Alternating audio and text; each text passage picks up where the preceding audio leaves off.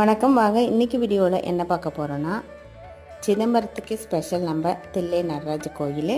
அதுலேயும் ஸ்பெஷலானது இந்த கற்கண்டு சாதம் தாங்க. வாங்க, ரொம்ப ஈஸியாக செய்யலாம், ரொம்ப டேஸ்டியாகவும் இருக்கும்.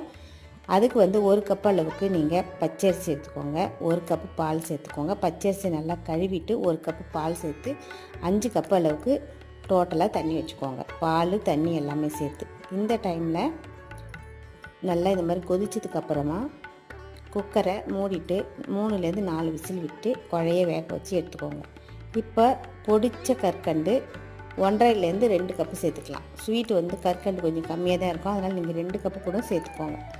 இப்போது இதில் நம்ம நல்லா மிக்ஸ் பண்ணி கரைச்சிட்டு இதில் குங்குமப்பூவை பாலில் கலந்து சேர்த்துருக்கேன். ஃப்ளேவர் நல்லாயிருக்கும். கூடவே ஏலக்காய் தூள், அதுக்கப்புறம் முந்திரி திராட்சை தாளித்து சேர்க்க வேண்டியதான். அவ்வளோதாங்க. சூப்பராக